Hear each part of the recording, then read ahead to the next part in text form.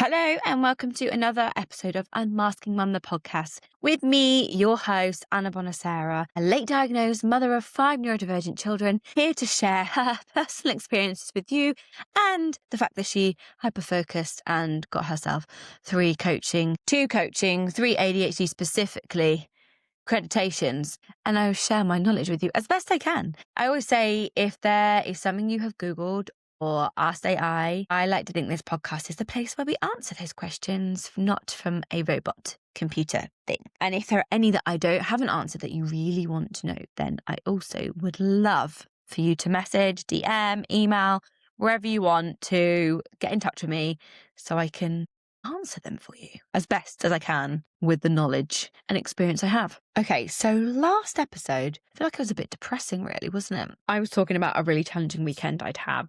Now, I am batch recording this to go out throughout the Easter holidays. So this will be the second week of Easter holidays, and it'll be the first week of Easter holidays where I would have released all about being trolled and my challenging weekend with my children. If you hadn't listened to that, then life has been very challenging, and there have been a lot in our life with like transitioning into teens, like especially for my children who are twins. They are 12, both autistic, learning disabilities, potentially ADHD, and one is minimally speaking as well. So hormones, like coming into teenager, can be more extreme and come early for children with learning disabilities. Who knew, hey?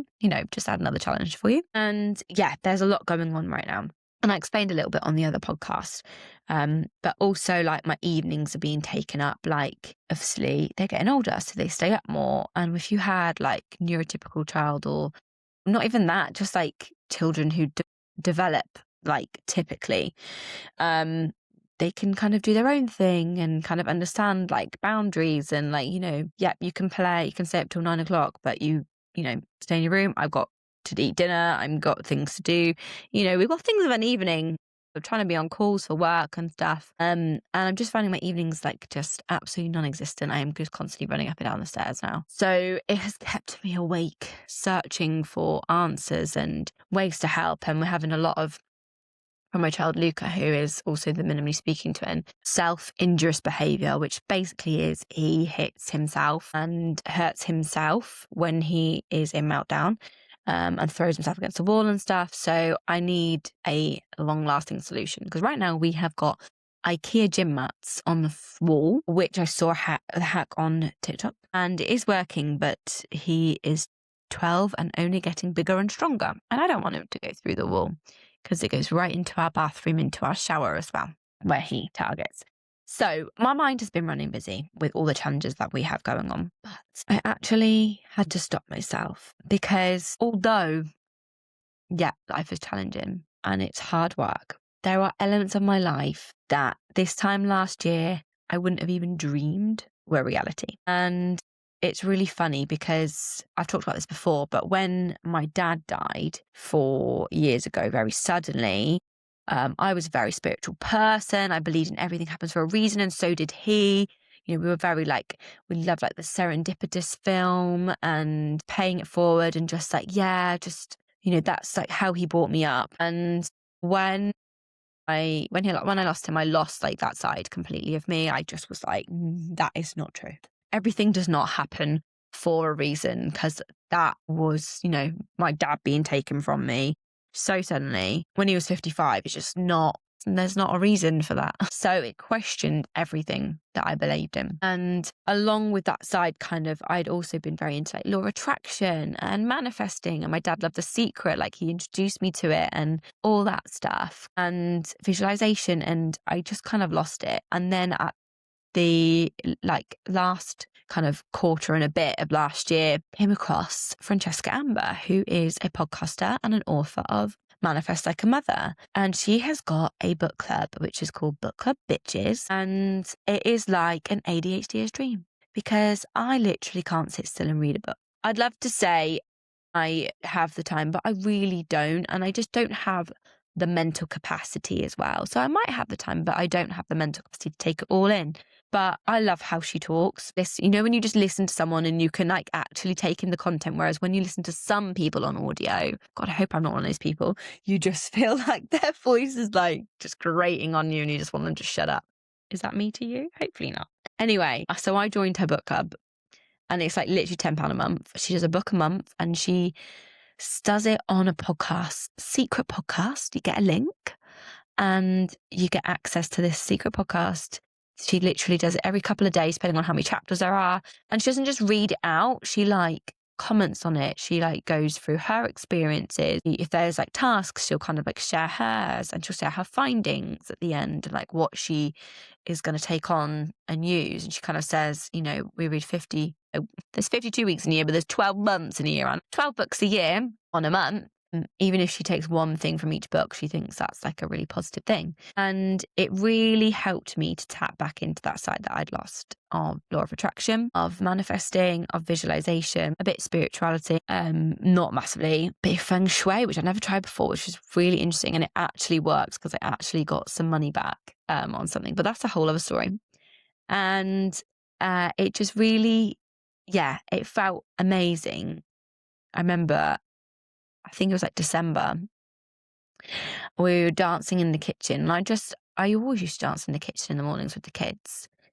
And it's just something that I just haven't done. I don't know if that is linked to losing dad or if it's linked to just life being hard and mornings being very challenging. Like one of our most challenging parts of the day, I would say. Or probably the most. And I was just dancing with 3-4 of the kids and I just was crying. I was like just thinking, wow, like I've really kind of missed this. And I felt glad to be back in this kind of mindset of positivity and hope. So last year, when I was doing my accreditation for my ADHD coaching, so this was, I'd done the year before, completed my ADHD, they called it a different name now, but it's basically, it's now called ADHD Foundations, but we're called ADHD Practitioner. So basically learn a shit ton on ADHD, on how all the ins and outs of it works and stuff. Then it was ADHD Coaching Foundations. And then this time last year, we were just finishing up ADHD Coaching Advanced. And it was during this time, so it was a bit earlier on in the year. I think it was more like maybe like February. And one of the things we did was we practice coaching. So we would coach each other during sessions to kind of get practice in a comfortable space. And one of the things was what do you want your year to look like a year from now? And I struggled so much to think this. And I was in a really negative mindset at this point as well because life was tough. Life was really challenging that time of year as well, maybe even more so in a way. And I was just really struggling to think of anything. And the only real things that I could come up with was that I just wanted to be able to go swimming again. I used to go to a pool and then it closed for renovations and now it houses immigrants. So it's obviously not going to be used for a long time, serving a purpose for other people. And also I used to go there with my dad, so it kind of used to make me upset when I was there anyway. And the other options of pools, one was a leisure centre and it just feels like a leisure centre. And I didn't want to go somewhere where I felt like it was exercise and stuff. And their gym, I just didn't like their gym. I have been there before, but I just didn't like the gym. And we have a couple of fancy places around us, some that are extortionate. And then one that's, it's a bit out of budget really, but it was always on a goal of mine to kind of go.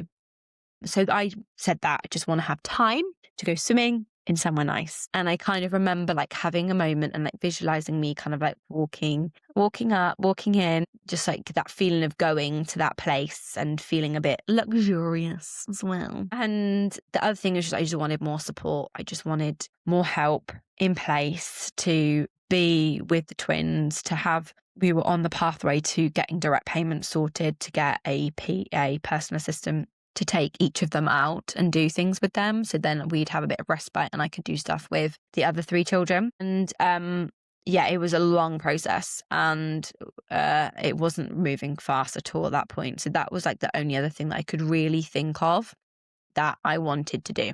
So I continued we kind of did to do the course, finished it. I've thought about that kind of a few times since, but it wasn't really until the other day. And I was like, wow, I'm actually living that. I'm actually going. I'm invested in myself, and I am actually sticking to it and going swimming and enjoying it. And it is the only place where my brain feels calm. It's the only place where my brain feels like I can stick to one thought. Like I'm not silent, I'm never silent, but I can stick to one thought and I can swim. I use that time swimming to do positive affirmations and visualization some more of what I want to be and what I want to do and the success I want to have. And just to be able to have that headspace to think like that again is like, whoa, crazy. And I definitely didn't have that last year. And the other thing is that we had an amazing summer last summer of 2 girls who were TAs at the school, taking Judanuka out pretty much every week. And I got some time with the other 3 to go and do some things and just feel like not on edge, not stressed, and just like kind of enjoy some time with them and them get to enjoy some time without worrying and being on edge, while the twins are having fun doing stuff they want to do with one-to-one care. It was like amazing. Literally, we had the best summer ever. I came out of that summer actually not wanting to go back to school, which is the first time ever, I think. But yeah, it was amazing. We had an incredible holiday as well. I'd done a lot of work on emotional regulation for me to understand my emotional regulation and to be able to help them as well, because the holiday before that was awful. And it really made such a big difference having such a great summer. So there are parts of that visualization of having, where I wanted to be have come true. And I think that just shows how powerful it is that even though amongst the shit that I'm going through, I have had some really, really big wins for myself. And yeah, that felt great. And also like my coaching business up and running with clients. I'm super busy, consultancy and getting opportunities, to do like my ADHD support group and getting to be involved in kind of the NHS kind of like future provisions for ADHD. So I, definitely feel blessed, even amongst the rubbish we have, I'm proactive. I'm hopeful that we can make it better. And that's definitely something that I am spending time now visualizing what a positive outcome for, the challenges we now face with the twins. Unfortunately, the PAs we did have in summer could no longer do it. So we haven't had any provision, but we have now got a new person who is super lovely, just one at the minute. So he's just going to alternate. So I'm hoping that's going to make a big difference to the twins already. So that's really exciting. And lots of other things that are coming along. And being here with you on the podcast as well is pretty cool. That I've managed to stay consistent even through Easter holidays is really something else to me. But I just wanted to say to you as well, have you tried visualizing where you want to be a year from now? And I think this is really hard because it's not necessarily a tangible thing, is it? Like in success, whatever way you're looking at it, whether it's like your work, your success as a parent, success as your personal growth and your discovery and your development. There are so many things that you could be successful at, but it's really hard to measure. Like if you look at your life and where you were a year ago, how far have you come? I bet you have come further than you actually think in the present moment. It's hard for us to be able to see that change because we're in it, because we are like, in that moment, not really looking about how far we've come.